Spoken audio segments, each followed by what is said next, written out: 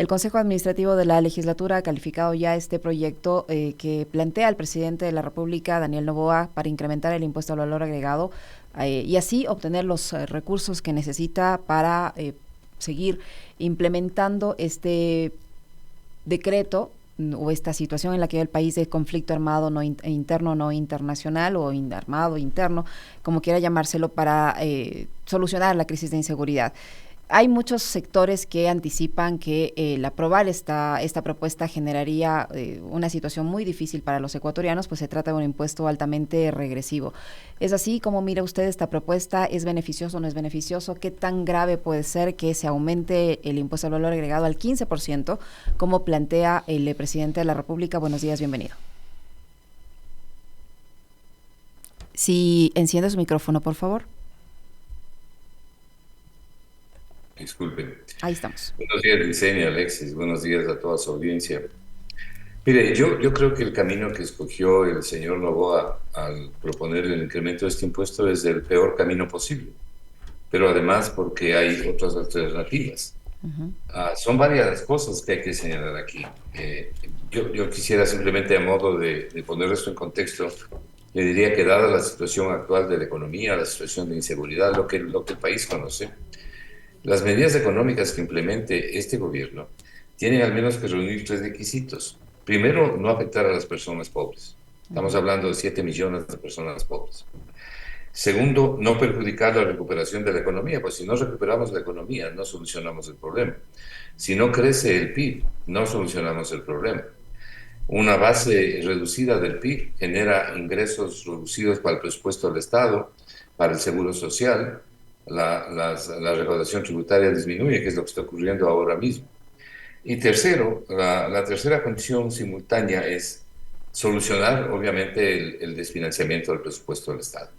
Ahora, primero, yo no creo que esta propuesta del señor Noboa le dé 2.000 millones. La economía está en franca contracción, en franca reducción del crecimiento económico, cayendo el consumo de los hogares, han caído las exportaciones, caen las importaciones. Los principales indicadores económicos están retrocediendo. Por eso es que el Banco Central hace una proyección del 0,8% de crecimiento del PIB para el año 2024. Entonces, difícilmente el gobierno podría esperar recaudar a 2.000 millones de dólares con 3 puntos del IVA. Pero luego hay al menos un par de razones fundamentales para no subir el IVA. El IVA, Licenia y Alexis, es un impuesto al consumo, directamente al consumo. Pero resulta que el consumo en el Ecuador significa el 78% del PIB. ¿Quién dice eso? El Banco Central del Ecuador. Entonces, usted le está castigando al consumo, que es el que impulsa el PIB, y nosotros tenemos un problema grave de decrecimiento del PIB. Es decir, estamos agravando la situación para que el PIB no crezca. Es decir, totalmente antitécnico, totalmente en la dirección contraria. Por otro lado, si usted mira por el lado de la deuda, cuando uno dice, ¿a quién afecta esto? Bueno, fundamentalmente afecta a los pobres. ¿Por qué? Porque los pobres dedican todos sus ingresos al consumo. Entonces, si usted encarece el consumo, los pobres se ven perjudicados. ¿Cuáles pobres? 7 millones de pobres en el Ecuador, que están en pobreza multidimensional, con gravísimas carencias en agua, salud, comida, educación, vivienda, alimentación.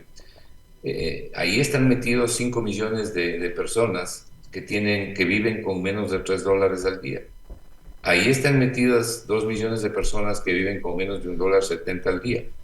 Este grupo de personas destinan todos sus ingresos al consumo y usted va a castigar el consumo cuando tiene otras alternativas de las que podemos hablar y otras alternativas que realmente le pueden dar al presupuesto del Estado lo que requiere el presupuesto del Estado, no solamente para enfrentar la situación de inseguridad y de lo que ha propuesto el presidente, sino para buscar la solución. Esta tiene que ser una solución global, una solución al desfinanciamiento del presupuesto general del Estado con ingresos básicamente permanentes. No todos van a poder ser permanentes, pero hay que tratar de sumar la mayor cantidad de ingresos permanentes. Un gusto saludarle, economista. Buenos días. ¿Cuáles son las otras alternativas que podrían ser más eficientes a la hora de recaudar, que no sea justamente el IVA que, como usted bien dice, castiga al consumo y a la gran mayoría de ecuatorianos? Entiendo que además, por información que usted ha brindado en redes sociales, bordearía más o menos los 7 millones de habitantes, ¿no?, de este país, pobres, que serían afectados por esta medida. ¿Cuáles son las alternativas más eficientes? A ver, la afectación es doble, ¿no? Primero, porque no es solamente los 3 puntos porcentuales del PIB lo que se afectarían. En la economía hay un efecto especulativo. Mire, es una enorme tontería el decir, aquí hay alimentos, como he visto que dicen algunos, aquí hay alimentos y hay servicios, como los servicios médicos, que no pagan el IVA. Claro. Entonces dicen, no, eso, no va a afectarle a la gente porque esos alimentos no pagan, pero sí pagan los insumos, pues. Usted no tiene un impuesto al pan, pero sí tiene impuestos a los insumos que sirven para elaborar el pan, y lo mismo ocurre con los otros productos. Entonces lo que está afectando es el precio de venta, no por el IVA, sino por que suben los costos de producción. Es un error también hacer un análisis comparativo de cuál es el IVA en los otros países y cuál es el IVA en los países y cuál es el IVA en el Ecuador. Eso hacen los neoliberales, justamente para impulsar este tipo de medidas.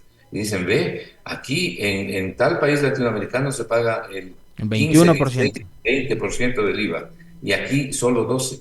¿Cuál es Bueno, la diferencia entre tener incremento de IVA en una economía dolarizada y otra economía que tiene autonomía, economista? ese es el punto, que el Ecuador está dolarizado. No es lo mismo tener un IVA en dólares que tener un IVA en moneda propia. ¿Por qué? Porque la moneda propia en todos estos países permanentemente se está devaluando. Y los gobiernos, el caso más emblemático probablemente sea el de Argentina, y los gobiernos lo que hacen es que producen incrementos de salarios. Los salarios en Argentina el último año se incrementaron en más del 50%. ¿Por qué? Porque tenían una devaluación muy grande. Cuando usted tiene una moneda dura, como el dólar, entonces se llama dura porque no se mueve.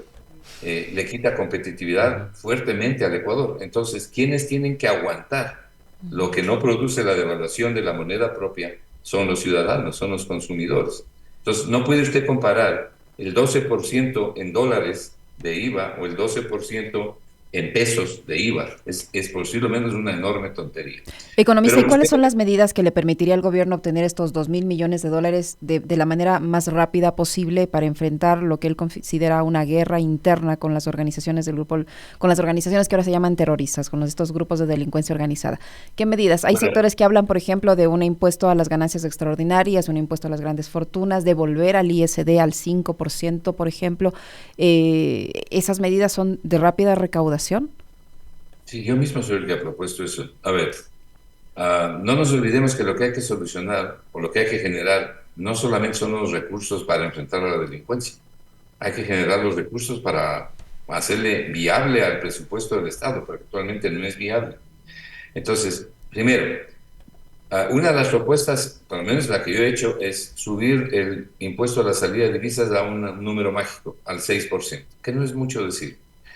Actualmente está en el 3,5%, por el señor Lazo lo bajó del 5 al 3,5% en medio de la crisis y en medio de la ruina fiscal. Hizo eso.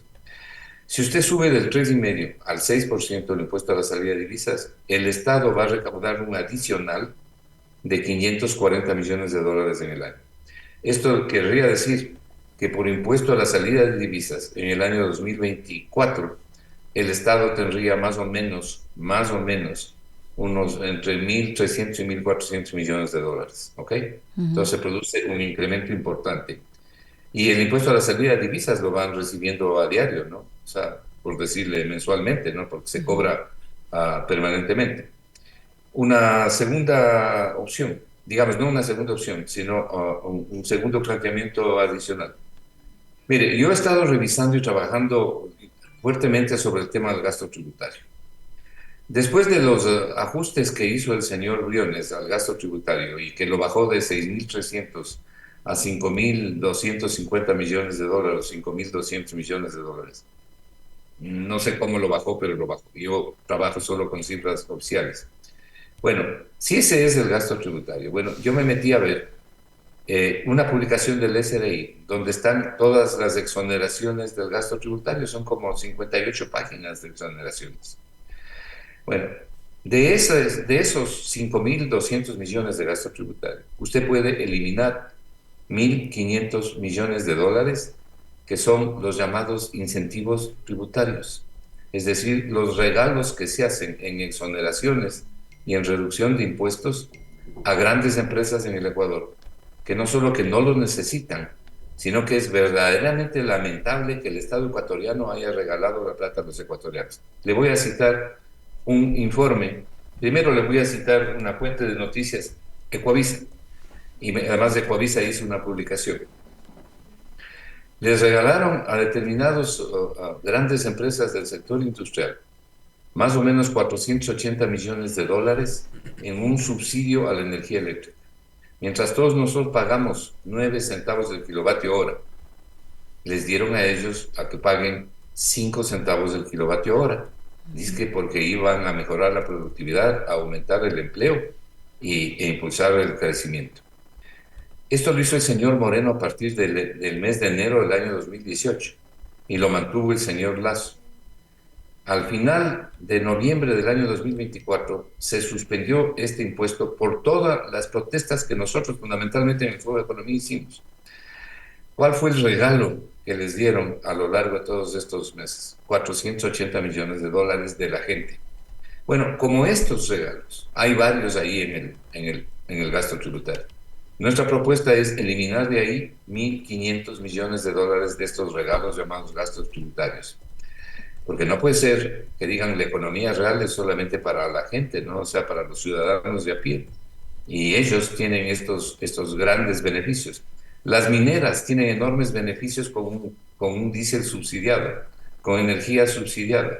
Y son grandes consumidores de energía y de diésel. Los informes lo dicen. Hay un informe del Ministerio de Energía que dice que los que recibieron estos beneficios no cumplieron los contratos y el Estado les dio la plata. El señor Santos llegó al colmo de decir, cuando le hicieron ver, vea, se está regalando la plata y no cumple los contratos, dijo, pero esperemos que termine el año. Que sigan nomás, esperemos que termine el año. Bueno, así se ha regalado la plata. Y yo le digo, ok, de los 1.500 que nosotros creemos se puede eliminar de ahí, seamos conservadores, elimine 1.000. Y más los 445 que tiene usted del impuesto a la salida de divisas, ahí nomás usted ya tiene alrededor de $1.500 millones. Okay. Lo menos que debía haber hecho el gobierno es presentar un presupuesto de cuánto cuesta la llamada guerra, ¿no es cierto? Y debía haber medido los impactos macroeconómicos de incrementar el IVA. Pero no se conoce ese valor, cuánto cuesta la guerra, no sabemos. Nadie sabe. Nadie sabe porque el gobierno no ha presentado las cifras y debería presentar las cifras. Entonces, bueno, le he dado dos medidas que le generan aproximadamente $1.500 millones. En una publicación que tiene ya como 2 meses, yo planteé otras medidas, ya mirando la solución del presupuesto del Estado. Pero entre esas, por ejemplo, mire, yo tengo que decirlo con absoluta claridad. Si el Ecuador no soluciona el problema de la deuda pública, difícilmente vamos a salir de la ruina fiscal y de la crisis fiscal. El Ministerio de Finanzas acaba de publicar el último boletín de deuda y resulta que al mes de octubre estamos debiendo más de $81.000 millones. Eso significa 68% del PIB. Es decir, un crecimiento terrible de la deuda pública sin que haya crecido la inversión. Lo cual quiere decir que fundamentalmente la deuda no se utilizó en inversión sino en gasto. Y que además buena parte de la deuda se fue afuera. Entró por una puerta y salió por la otra, como pasó en Argentina en el gobierno de Macri. Economista. Entonces, ese pago es brutal. Solamente concluir. En el año 2024 hemos pagado $7.600 millones. En este próximo año, solo por el Fondo Monetario, por el pago al Fondo Monetario, hay que incrementar $1.000 millones. Nosotros, más bien dicho, el Ecuador, cuando llegó Moreno al poder, no le debíamos un centavo al Fondo Monetario. Ahora le debemos $8.100 millones. Y Moreno no puso un poste con un foco. Entonces ahora vienen los pagos al Fondo Monetario de 1.000 millones, 1.200, 1.500 anuales a partir de este año en los años sucesivos. Hay que buscar, y este es el punto, una reestructuración fuerte y sostenida de la deuda. Y para eso el Ecuador tiene que pararse firmes. Y señores, no es que no queremos pagar la deuda, pero si ustedes no me ayudan, como está diciendo Antonio Guterres, el director de las Naciones Unidas, el secretario de las Naciones Unidas, si ustedes no me ayudan difiriendo los pagos, les quiero pagar, pero ayúdenme diferiendo los pagos, dando un poco de aire y de oxígeno al presupuesto, pues simplemente no les va a poder pagar. Economista, ¿cuál es el temor o digamos, cuánto sustento tiene el argumento de quienes se oponen al regreso del ISD al 5%, de que si se incrementa el impuesto a la salida de divisas, se desincentiva la inversión en el país? ¿Qué tanto argumento y qué tanto peso tiene el argumento de quienes se oponen justamente a este incremento del ISD? Es absolutamente falso. Y es absolutamente falso desde el día uno, porque desde el día uno están exoneradas todas las inversiones. Es decir, ninguna inversión, ni nacional ni extranjera, paga el impuesto a la salida de divisas. Es más, las remisiones de utilidades al exterior de empresas extranjeras están exoneradas del impuesto a la salida de divisas. Lo que pagan algunos es el impuesto a la renta. Entonces, quien le diga que esto va a afectar a la inversión, le está mintiendo. Hay una larga lista, es bien larga la lista de las exenciones al impuesto a la salida de divisas. Entonces aquí se dijo, hay un señor de Guayaquil que a menudo dice, este no es un impuesto a la entrada a la salida de capitales, sino a la entrada de capitales. Es mentira porque están exonerados todos esos pagos. Los créditos, en fin, todos esos están exonerados. Pero además, el impuesto a la salida de divisas es lo que de alguna manera contiene la fuga de divisas, que en este país ha crecido en los últimos tiempos. Le voy a dar una cifra que pertenece al Banco Central. El Banco Central publica un informe que se llama un informe sobre la liquidez de la economía, que publica mensualmente. En el mes de noviembre, la diferencia entre la plata que ingresó al Ecuador, los dólares que ingresaron y los dólares que salieron, tuvimos ya alrededor de 400 millones de dólares en contra, solo en noviembre. Eso quiere decir que es más lo que está saliendo que lo que está entrando. Y el Ecuador no puede darse ese lujo porque además tiene una economía dolarizada. Entonces, lo que nosotros necesitamos es también contener la fuga de divisas. Y este impuesto ayuda a contener la fuga de divisas porque quita incentivos. Uh-huh. Si ustedes reducen el impuesto, y peor aún si es que lo elimina, tenga la seguridad que hay una elasticidad muy fuerte para sacar la plata. Economista. Y en este país no podemos en este momento por lo menos eliminar este impuesto. Este impuesto se lo eliminará cuando tengamos una economía creciente, una balanza de pagos robusta, cuando volvamos a una relativa normalidad, pero no en las situaciones actuales de ruina fiscal. Economista, estas propuestas que usted está presentando, el incrementar el ISD, el reducir los beneficios o los incentivos para los grupos económicos, grandes grupos económicos que a cambio se comprometieron en crear empleo y que no lo han hecho, establecer una especie de impuesto a las grandes ganancias, todas estas sugerencias tienen que pasar por la Asamblea, se las puede hacer directamente. Usted dice que son de rápida recaudación todas ellas. ¿Y qué pasa, por ejemplo, con esas otras opciones que plantean también otros grupos, como que la gente o los grupos económicos que no han pagado impuestos y que son ya impuestos que están en firme, lo hagan? Sí, eso suena bien y yo estoy de acuerdo. Lo difícil es cobrar. Y le voy a decir por qué es difícil cobrar. Muchas de esas empresas que están debiéndole plata al SDI, han vaciado las empresas, han vaciado los activos, algunas incluso han quebrado, son solo cáscara. Entonces no es fácil cobrar. Además, el problema viene de años atrás, en que el SDI no ha podido cobrar por esto. Incluso algunas han cambiado los administradores, en fin, y lo han hecho para no pagar, pues para eso es que han hecho. Evidentemente habrá un grupo al que se le pueda cobrar, y se les puede aplicar la coactiva, en fin. Pero no es tan sencillo el cobro, es lo que quiero decir. Uh-huh. Ahora, mire, Liceña y Alexis, yo lo que creo es que probablemente en la Asamblea haya votos para aprobar lo siguiente. Y este siguiente tiene que ser perfectamente definido y bien estructurado para no meter la pata. Una contribución especial progresiva sobre los ingresos, no sobre el patrimonio de las personas. Yo estoy opuesto, respeto a quienes consideran que debe ser sobre el patrimonio, pero estoy opuesto a que se cree un impuesto al patrimonio. Y le voy a decir por qué. En Europa solamente hay 4 países que mantienen todavía el impuesto al patrimonio, y en Latinoamérica 3. En el mundo, solamente estos 7 países mantienen el impuesto al patrimonio, y en algunos casos bastante reducido, como en España, bastante modificado, en las provincias españolas. ¿Ok? ¿Por qué? Cuando recién pusieron en Europa el impuesto al patrimonio, muchas personas tenían que vender los activos para poder pagar el impuesto. ¿No ve que no todos los patrimonios generan renta? La base del patrimonio está hecha por una casa, por el domicilio donde vive la gente.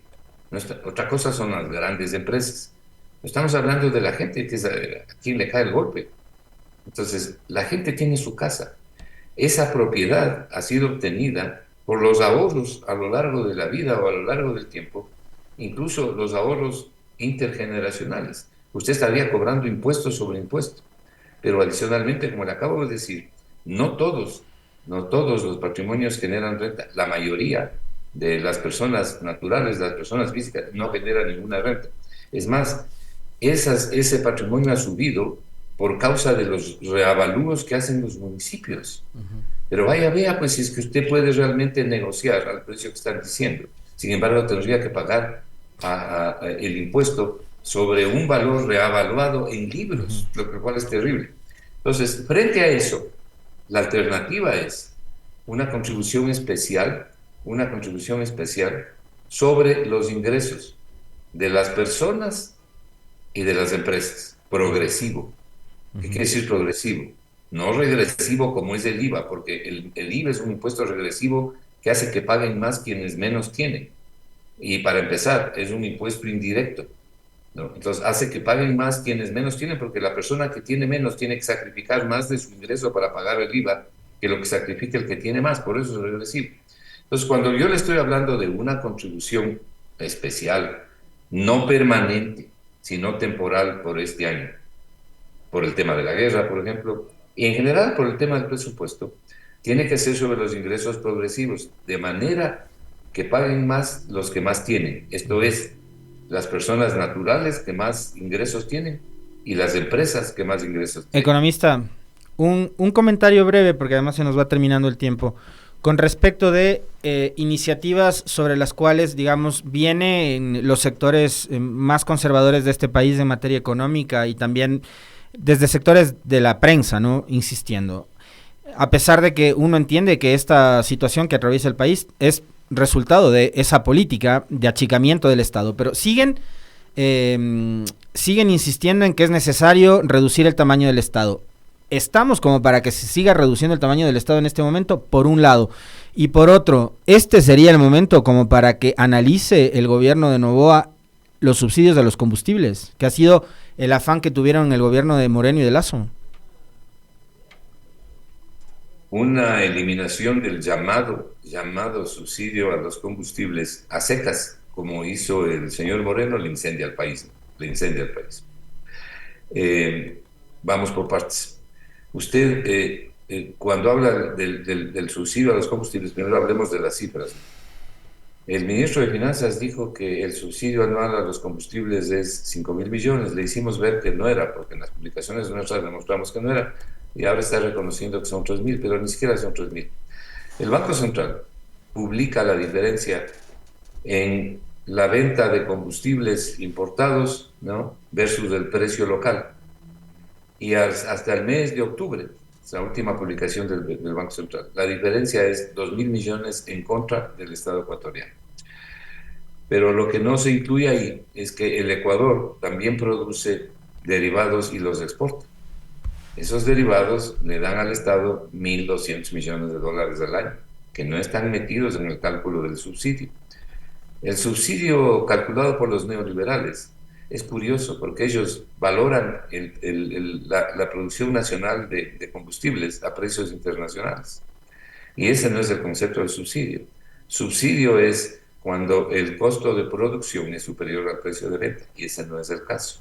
Pero en todo caso, en la publicación del Banco Central, el Banco Central dice, estoy mirando en este momento el cuadro, que en el periodo de enero-octubre, la diferencia entre ingresos y egresos por comercialización interna de derivados importados fue de 1.910 millones de dólares.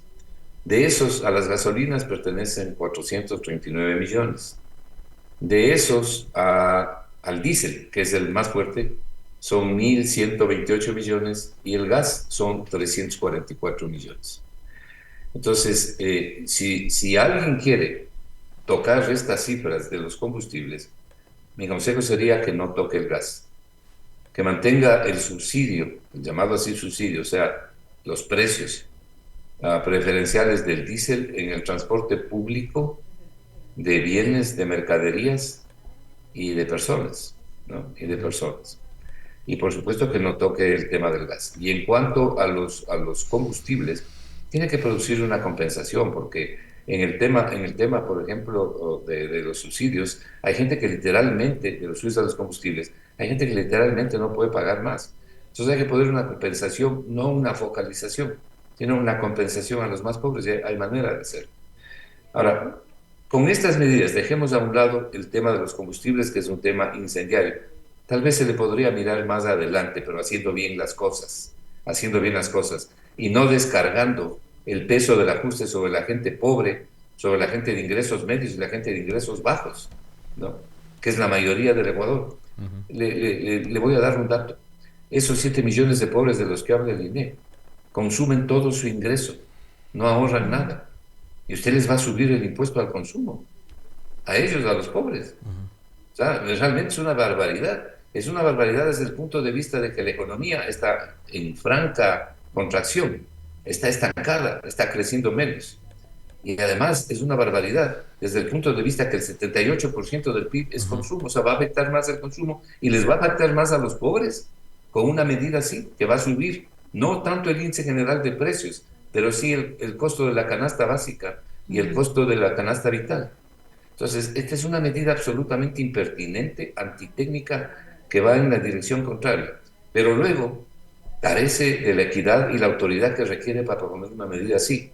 Es decir, les caemos a un grupo de la población, les caemos a los ciudadanos, pero les entregamos grandes subsidios y exoneraciones a otro grupo que resulta ser el grupo de las grandes corporaciones. Entonces, tampoco desde el punto de vista ético y tampoco desde el punto de vista de la equidad se reúnen los requisitos. Ahí están estas otras medidas que hemos comentado. Tengo la impresión de que el Parlamento se irá por la creación seguramente o la propuesta de crear una contribución especial sobre los ingresos. Y eso, dadas las circunstancias, está bien, porque no se afectará a las personas ni a las empresas de ingresos pobres. Imagínese usted con este IVA lo que les va a pasar a los hoteles, lo que les va a pasar a los pequeños negocios que están entre el hambre y la necesidad. Imagínense lo que es para una familia ir a comer en algún día en un restaurante y a la cuenta tener que unir 25% de impuestos. Claro. Entonces, hay que pensar en la gente. La política económica es para la gente. Muy bien. Es para que la gente, la política económica y la economía están hechos para producir bienestar a las personas, no para masacrarlos.